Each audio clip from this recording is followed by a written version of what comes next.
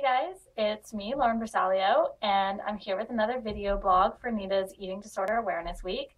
This will be my last video of the week, and so each day what I've been doing is giving a video that has two parts to it. The first part is some information and a little tip of how to help someone that you know who might be struggling with body image and or an eating disorder.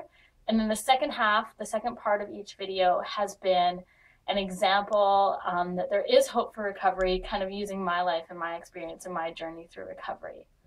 So today, what I'm going to be talking about is the whole concept of using fear, methods of instilling fear into someone, whether or not that can be helpful. And so, me personally, I've never been fully kind of, I don't know if in approval is the right word to say, but it's never been my favorite way to help someone by just simply instilling fear. If someone is struggling, especially not so much with body image, but if someone is struggling with an eating disorder, they know it's serious. They know that it's a dangerous thing. Everybody nowadays knows that eating disorders kill people. Statistics show that of all mental illnesses, eating disorders have the highest mortality rate to them. Everybody knows these things. And so I don't think it's necessary to only use fear tactics to almost scare someone out of their eating disorder. The thing about when you're struggling is you know it's scary. For me, I knew it was scary. I was scared for myself. I knew it was a dangerous thing. However, I think that fear tactics and being realistic about the negative effects that disorder eating and eating disorders have are very necessary and can be a very valuable thing in helping someone if they're used in combination with a bunch of other methods. So I've talked about other methods like reminding the person that their eating disorder does not define them, or always being a support, always believing in them, and raising your children and having a home environment that is promotes healthy body image and self-love. So if it's used in a package like that, then I think that sometimes, yes, instilling a bit of fear can be a good thing. I've even written a blog about the importance of fear. I'll post a link to that actually right below this video. It was called On Fear and Trembling. So there's a link for that right below. So the reason why I think that fear can serve its purpose is because even though we know these facts, sometimes hearing it, and not just hearing it, from the TV, sometimes hearing it from someone else, especially someone that we love that's close to us, it kind of brings it more to life. And so that's one way. I remember a friend of mine did sit down, and she sat down next to me and she was like, "You can kill yourself with this." And hearing her say that almost brought it more to life. And in the blog, that I've posted the link to below, I talk about my professor. I sat down with him and I was already scared for myself, but it took him telling me. I asked him, I was like, "How long can I live without food?" And he was like, 30 days. And that was it.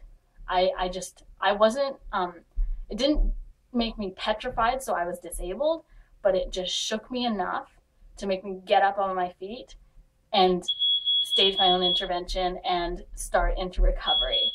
And so that's a very beneficial thing of instilling fear. Another thing is some people they know the bigger picture. They know that eating disorders kill, but then there's always that mentality, not me, it's not going to happen to me, I'm different, or I'm not that thin, or I'm not that extreme, and you don't think it's going to happen to you. But what you kind of miss out on is the other dangerous things that can happen. And so I know that in a previous video this week, I talked about the damage that was done to my throat when I was dealing with bulimia and I was purging a lot. And that I was fortunate that it wasn't permanent damage, but that can be permanent damage that you can do to your esophagus, especially you can burn a hole in it, which is not fun.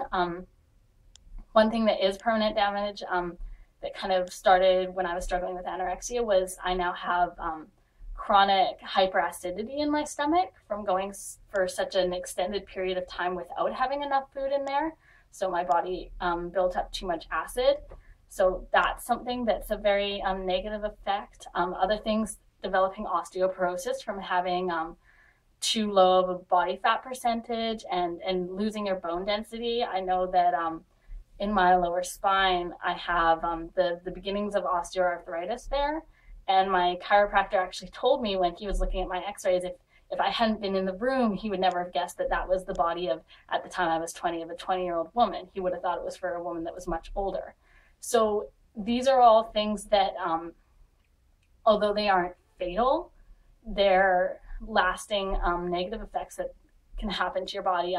Ways that you can actually counteract that, though, is like, for example, if you are struggling with low bone density, weightlifting is the only activity that actually is proved to increase your bone density. So that's a really important thing.